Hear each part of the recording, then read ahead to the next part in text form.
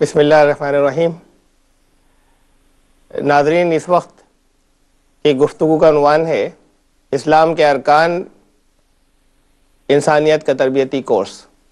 اسلام کے 4 عملی ارکان ہیں اور ایک رکن عقیدے سے متعلق ہے۔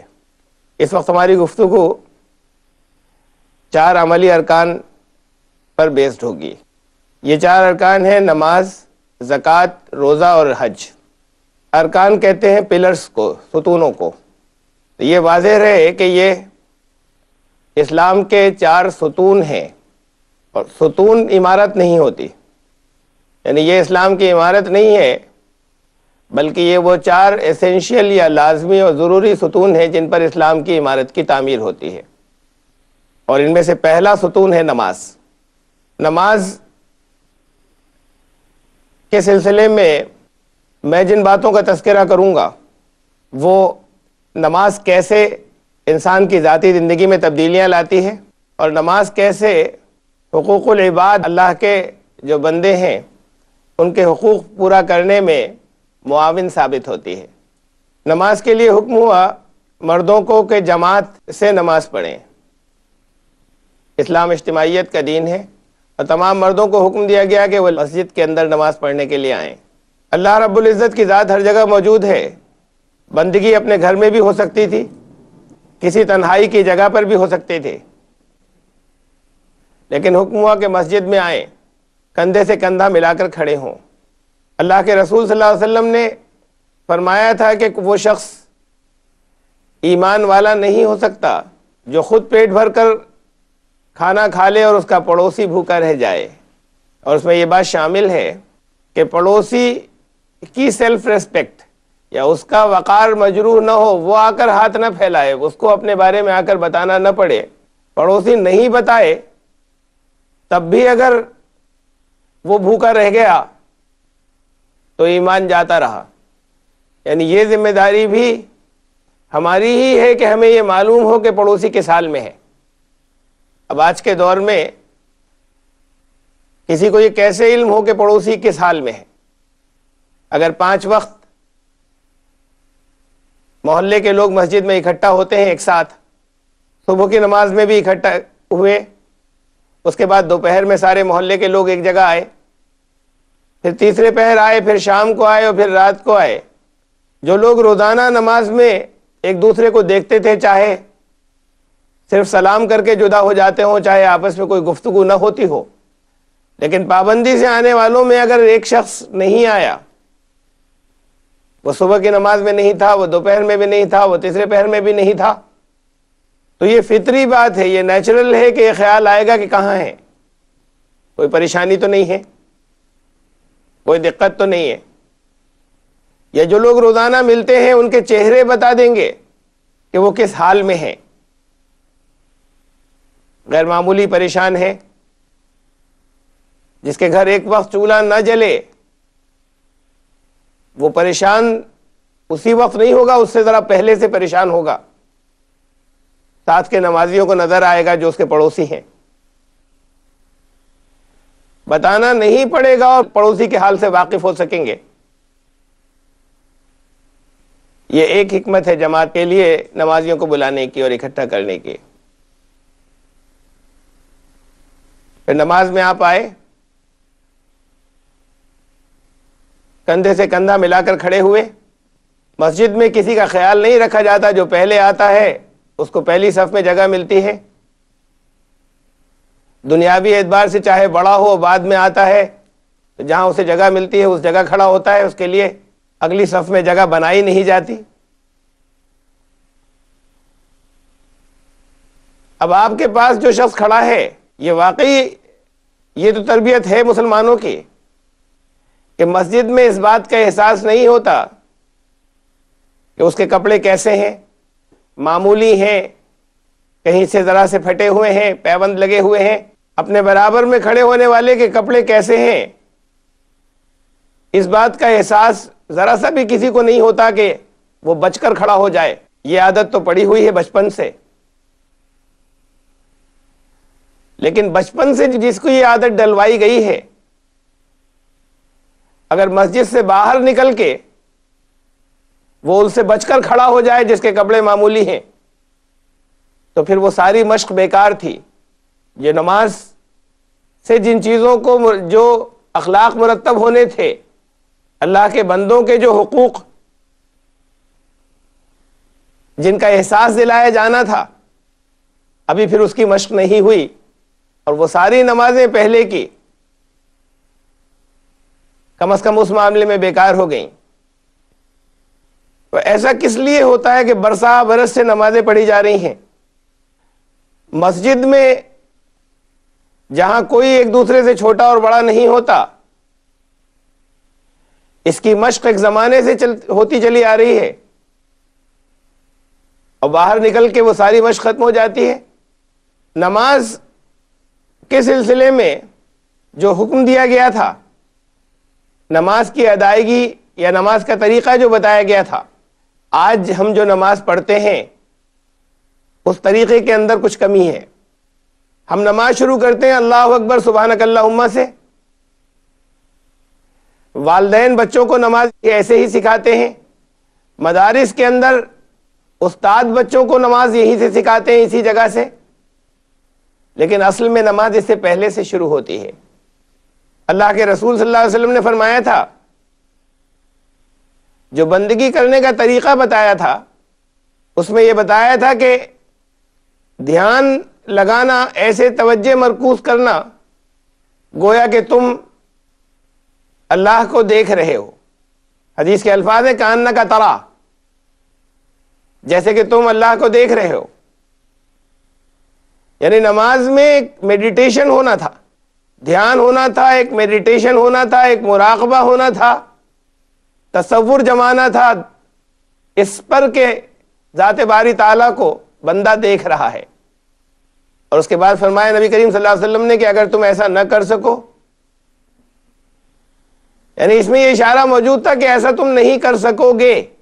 جب بھی خدا کو دیکھنے کا تصور کرو گے تو کوئی نہ کوئی باؤنڈریز آئیں گی، کوئی نہ کوئی حدود آئیں گی، اور اگر باؤنڈریز آ گئیں، سیمائیں آ گئیں، حدود آ گئیں تو وہ خدا نہیں ہے، وہ تو لامحدود ہے. یہی پرابلم اور یہی سمسیا، یہی مسئلہ پیش آیا تھا پراچین کال میں، زمانے قدیم میں ہمارے اس ملک کے اندر. دنیا کے ہر خطے میں، ہر حصے میں اللہ کے رسول آئے، عیشدوت آئے. نماز ہر شریعت میں فرض تھی، یہی تاکید انہوں نے کی ہوگی اپنے ماننے والوں کو کہ بندگی ایسے کرنا جیسے تم خدا کو دیکھ رہے ہو. اب آج آپ نے یہ باتیں سنی ہوں گی اپنے سناتن دھرمی بھائیوں سے کہ ایشور ہے تو نراکار، لیکن سادھارن لوگ نراکار پر دھیان کیندرت نہیں کر سکتے، یعنی عوام اس پر توجہ مرکوز نہیں کر سکتے. اور اس کا حل، اس سمسیا کا سمادھان جو کسی دور میں ان کے رشیوں منیوں نے دیا پراچین کال میں، زمانہ قدیم میں، وہ یہ کہ ایک مادھیم رکھ لو، درمیان میں ایک میڈیم رکھ لو، اور پہلے دھیان کیندرت کرنے کی پریکٹس کر لو، ابھیاس کر لو، مشق کر لو. دھیان کیندرت کرنے کی پریکٹس اور ابھیاس کے لیے پہلے کوئی شروع میں کوئی بندو رکھی گئی، اس بندو کے بعد وہی شکلوں میں تبدیل ہوئی، پتھر آیا اور شکلوں میں تبدیل ہوئی، دھیان کیندرت کرتے گئے، مورتیاں آ گئیں. نراکار کے اوپر دھیان کیندرت نہیں کر سکتے، اس پر توجہ مرکوز نہیں کر سکتے. کیسے توجہ مرکوز کی جائے؟ حکم دیا گیا تھا. اس کے نتیجے میں بت پرستی یا مورتی پوجا وجود میں آئی. اس کا حل رشیوں نے اپنی عقل سے جب نکالا، اور یہی حل جب پیغمبر نے دیا، انہوں نے بھی یہی فرمایا تھا پیغمبر آخر صلی اللہ علیہ وسلم نے کہ تم نہیں کر سکو گے دھیان، اس کے اوپر توجہ مرکوز نہیں کر سکو گے. یعنی کرنا وہی تھا، منزل وہی ہے، پہنچنا وہی ہے، لیکن اس کا حل جو نبی نے دیا وہ یہ تھا کہ ابتدائی مشق شروع اس جگہ سے ہو کہ تم یہ تصور کرو کہ خدا تمہیں دیکھ رہا ہے. یہاں سے شروع کرنا، اور جب اس کی مشق مکمل ہو جائے گی اس کے بعد تم وہ مشق کر سکو گے کہ تم خدا کو دیکھ رہے ہو. اب خدا تمہیں دیکھ رہا ہے نماز کے لیے.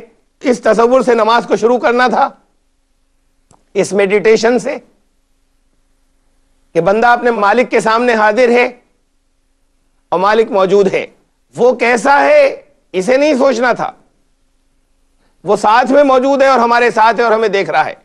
اس تصور کے ساتھ میں بندہ اپنی بندگی کا آغاز کرتا ہے. یہ نماز کی لازمی ابتدا ہے. یہاں سے نماز شروع ہوتی ہے حضوری کے تصور سے. اس کے بعد نیت اور اللہ اکبر اور سبحانک اللہم کا نمبر آتا ہے. اب یہ حصہ نماز سکھانے میں تقریباً غائب ہو گیا. اس سے کیا کمیاں آ گئیں اور اس کی اہمیت کیا تھی؟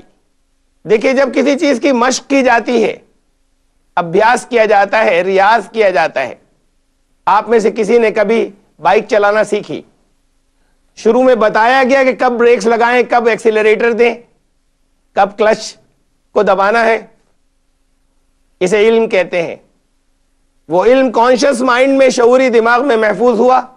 اب سیکھنے کے دنوں میں آپ بائک چلا رہے ہیں, ایک بچے نے سامنے سے سڑک کراس کی, آنکھوں نے دیکھا, دماغ کو رپورٹ کیا, وہاں پر پروسیسنگ ہوئی اور جواب آیا کہ یہاں کیا کرنا تھا, بریکس لگانے تھے یا اور سپیڈ دینی تھی, آگے سے نکالنا تھا یا پیچھے سے. یہ کانشس مائنڈ سے سوچ کر ہوا. اس کے باوجود کبھی کبھی تھوڑی سی ٹچنگ ہو جاتی ہے, ہاتھ پاؤں عمل کرتے ہیں, دماغ سے آرڈر آتا ہے. تھوڑے دنوں میں مشق ہو گئی. اب آپ بہت تیز اسپیڈ سے بائک چلاتے ہوئے جا رہے ہیں, ایک بچے نے سڑک کراس کی, آپ نے جھکائی دے کے فراٹے سے یا آگے سے نکالا یا پیچھے سے نکالا, یا اگر بریکس لگانے کی ضرورت تھی تو بریکس لگائے. بالکل صحیح ڈیسیژن لیتے ہوئے چلے گئے, اور اس وقت سوچتے ہوئے جا رہے تھے اپنے گھر کے بارے میں کچھ. نراکار کے اوپر دھیان کیندرت نہیں کر سکتے, اس پر توجہ مرکوز نہیں کر سکتے. کیسے توجہ مرکوز کی جائے, حکم دیا گیا تھا. اس کے نتیجے میں بت پرستی یا مورتی پوجا وجود میں آئی. اس کا حل رشیوں نے اپنی عقل سے جب نکالا, اور یہی حل جب پیغمبر نے دیا, انہوں نے بھی یہی فرمایا تھا. پیغمبر آخر صلی اللہ علیہ وسلم نے کہ تم نہیں کر سکو گے دھیان, اس کے اوپر توجہ مرکوز نہیں کر سکو گے. یعنی کرنا وہی تھا, منزل وہی ہے, پہنچنا وہی ہے, لیکن اس کا حل جو نبی نے دیا وہ یہ تھا کہ ابتدائی مشق شروع اس جگہ سے ہو کہ تم یہ تصور کرو کہ خدا تمہیں دیکھ رہا ہے. یہاں سے شروع کرنا, اور جب اس کی مشق مکمل ہو جائے گی اس کے بعد تم وہ مشق کر سکو گے کہ تم خدا کو دیکھ رہے ہو. اب خدا تمہیں دیکھ رہا ہے نماز کے لیے. اس تصور سے نماز کو شروع کرنا تھا, اس میڈیٹیشن سے کہ بندہ اپنے مالک کے سامنے حاضر ہے اور مالک موجود ہے. وہ کیسا ہے اسے نہیں سوچنا تھا, وہ ساتھ میں موجود ہے اور ہمارے ساتھ ہے اور ہمیں دیکھ رہا ہے. اس تصور کے ساتھ میں بندہ اپنی بندگی کا آغاز کرتا ہے. یہ نماز کی لازمی ابتدا ہے. یہاں سے نماز شروع ہوتی ہے حضوری کے تصور سے. اس کے بعد نیت اور اللہ اکبر اور سبحانک اللہم کا نمبر آتا ہے. اب یہ حصہ نماز سکھانے میں تقریباً غائب ہو گیا. اس سے کیا کمیاں آ گئیں اور اس کی اہمیت کیا تھی؟ دیکھیے, جب کسی چیز کی مشق کی جاتی ہے, ابھیاس کیا جاتا ہے, ریاض کیا جاتا ہے. آپ میں سے کسی نے کبھی بائک چلانا سیکھی, شروع میں بتایا گیا کہ کب بریکس لگائیں, کب ایکسیلریٹر دیں, کب کلچ کو دبانا ہے. اسے علم کہتے ہیں. وہ علم کانشس مائنڈ میں, شعوری دماغ میں محفوظ ہوا. اب سیکھنے کے دنوں میں آپ بائک چلا رہے ہیں, ایک بچے نے سامنے سے سڑک کراس کی, آنکھوں نے دیکھا, دماغ کو رپورٹ کیا, وہاں پر پروسیسنگ ہوئی اور جواب آیا کہ یہاں کیا کرنا تھا, بریکس لگانے تھے یا اور سپیڈ دینی تھی, آگے سے نکالنا تھا یا پیچھے سے. یہ کانشس مائنڈ سے سوچ کر ہوا. اس کے باوجود کبھی کبھی تھوڑی سی ٹچنگ ہو جاتی ہے, ہاتھ پاؤں عمل کرتے ہیں, دماغ سے آرڈر آتا ہے. تھوڑے دنوں میں مشق ہو گئی. اب آپ بہت تیز اسپیڈ سے بائک چلاتے ہوئے جا رہے ہیں, ایک بچے نے سڑک کراس کی, آپ نے جھکائی دے کے فراٹے سے یا آگے سے نکالا یا پیچھے سے نکالا، یا اگر بریکس لگانے کی ضرورت تھی تو بریکس لگائے، بالکل صحیح ڈیسیژن لیتے ہوئے چلے گئے، اور اس وقت سوچتے ہوئے جا رہے تھے اپنے گھر کے بارے میں، کچھ بچے کو بچاتے ہوئے نکل گئے، لگاتار گھر کے بارے میں اب بھی سوچ رہے ہیں، شاید چند سیکنڈ بعد یہ خیال بھی نہ آئے کہ ابھی کسی کو بچایا تھا۔ یہ سوچ سمجھ کر نہیں ہوا، کانشس مائنڈ سے نہیں ہوا، شعوری دماغ سے نہیں ہوا، تو پھر اس کو بچا کر کیسے نکلے؟ مشق سے یہ ہوتا ہے، ابیاس سے یہ ہوتا ہے، لگاتار ریاض جس چیز کا کیا جاتا ہے کہ لا تعداد انیومریبل اس سچویشن کے، ڈیفرنٹ سچویشنز کے پیکٹس دماغ کے اس حصے میں سٹور ہوتے ہیں جسے سب کانشس کہتے ہیں، تحت الشعور۔ اور مشق کے بعد ہوتا یہ ہے کہ تحت الشعور سے سب کانشس مائنڈ سے ڈائریکٹ آرڈر آتا ہے، جو سچویشن آتی ہے اس سچویشن سے متعلق، اور کانشس مائنڈ کو، شعور کو پتہ بھی نہیں چلتا۔ شعوری دماغ تو آپ کا اپنے گھر پر تھا، اسے پتہ بھی نہیں چلا کہ ابھی کسی کو بچایا تھا، وہ آرڈر سب کانشس مائنڈ سے آیا تھا۔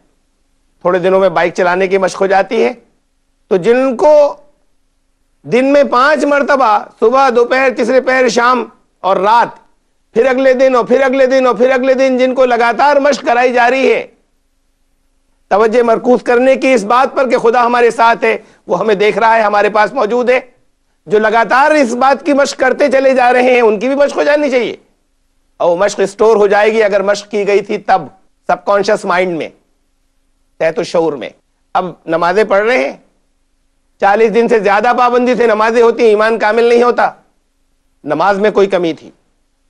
جس نے یہ مشق کر لی اور اس کے سب کانشس میں یہ اسٹور ہو گیا کہ ہم، اللہ، خدا ہمارے ساتھ ہے اور وہ ہمیں دیکھ رہا ہے، یہی مشق کی تھی نمازوں میں، مسجد سے باہر نکل کر بھی باقی ہے، سب کانشس مائنڈ میں اسٹور ہو چکی ہے۔ تو اب جس نے یہ نماز پڑھی تھی اور اس کی جب مشق ہو گئی کچھ دنوں کے بعد، وہ اپنے پڑوسی کو ستائے گا نہیں، سوچ کر نہیں، شعوری دماغ سے نہیں کہ مجھے ستانا نہیں چاہیے، اللہ رسول نے منع کیا ہے، یہ تو سیکھنے کے دنوں کی بات ہے۔ سب کانشس مائنڈ سے آرڈر آئے گا کہ خدا دیکھ رہا ہے، وہ ہمارے ساتھ موجود ہے، وہ نہیں ستا سکتا۔ جس نے نماز پڑھی تھی، جس کو نماز کی مشق ہو گئی تھی، وہ جھوٹی گواہی نہیں دے گا نماز پڑھنے والا، سوچ سمجھ کر، ارادتاً نہیں، یہ سیکھنے کے دنوں کی بات تھی، کانشس مائنڈ سے وہ نہیں دے سکتا، اس کے سب کانشس مائنڈ سے یہ آرڈر آ رہا ہے کہ خدا موجود ہے یہاں پر، وہ دیکھ رہا ہے، وہ نہیں کر سکتا۔ ایسا انسان رحمت بن جاتا ہے معاشرے کے لیے، سماج کے لیے، جس نے نمازیں پڑھی ہیں۔ قرآن کریم میں اللہ رب العزت نے فرمایا تھا، ان الصلاۃ تنہی عن الفحشاء والمنکر، نماز تمہیں تمام بے حیائیوں اور برائیوں سے روک دے گی۔ یہ نہیں کہا تھا کہ نماز پڑھتے ہو تو شرم کرو، رکتے کیوں نہیں برائیوں سے؟ نماز روک دے گی۔ اب نمازیں پڑھے چلے جا رہے ہیں، محلے والے گواہی دیتے ہیں کہ ہم جانتے ہیں 15 سال سے لگاتار پابندی سے 5 وقت مسجد میں نماز پڑھتے ہیں، پڑوسی کو ستاتے ہیں، معاملات درست نہیں ہیں لین دین کے، جھوٹی گواہیاں بھی دیتے ہیں، زندگی میں برائیوں میں کمی نہیں ہوئی، محلے والے کہہ رہے ہیں کہ 5 وقت کے نمازی ہیں، ماتھے پر نشان پڑا ہوا ہے۔ محلے والوں کی گواہی کو، محلے والوں کی نگاہوں کو سچا مانے، اللہ کا کلام سچا ہے۔ اللہ کا کلام یہ کہہ رہا ہے کہ نمازیں اگر پڑھی ہوتی تو اس کی زندگی سے برائیاں نکل گئی ہوتی ہیں، کم از کم ہوئی ہوتی۔ محلے والے کہہ رہے ہیں نمازیں پڑھتا ہے، محلے والوں کی نگاہیں جھوٹی تھیں، نماز میں کوئی کمی تھی۔ آج ہماری نمازیں ہمیں سماج کے لیے رحمت نہیں بنا رہی۔ ہماری زندگی سے اگر نماز پڑھنے والوں کی زندگی میں لگاتار برائیاں کم نہیں ہو رہی، اور قرآن کہہ رہا ہے کہ نماز روک دے گی، تو غور کرنے کی ضرورت ہے اور نظر ثانی ہمیں کرنے کی ضرورت ہے کہ نماز پڑھ رہے ہیں یا نہیں پڑھ رہے تھے۔ نماز صرف باقی سماج کے لیے نہیں، نماز کی جو یہ مشق ہے، جو اگر یہ صحیح طریقے سے نماز پڑھی جاتی تو خود یہ نمازی کی زندگی میں ایک عظیم انقلاب اس سے برپا ہو جاتا، ہر نمازی کی زندگی میں۔ یہ تصور کا قائم ہو جانا معمولی بات نہیں، خدا ساتھ میں ہے۔ ذرا تصور کریں آپ کسی ایسی جگہ کا کہ جو سنسان ہو اور اندھیری رات میں وہاں سے گزر رہے ہوں، گھپ اندھیرا ہو، چاند نہیں ہے، ہاتھ کو ہاتھ نظر نہیں آتا، پچ ڈارکنیس، جنگل ہے، دور تک بستی اور آبادی نہیں ہے. ایسے موقع پر اچھے اچھے دل والے انسان کو کچھ ڈر لگنے لگتا ہے.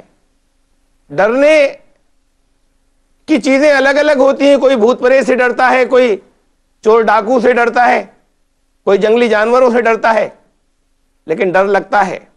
اب اگر ایسے ماحول میں ایک بچہ ساتھ میں ہو تو ڈر کم ہو جاتا ہے. بچہ تو لائبلٹی ہے. اگر جن چیزوں سے ڈر لگ رہا تھا وہ سچ مچ سامنے آ جائیں تو بچے کو بچائیں یا خود بچیں.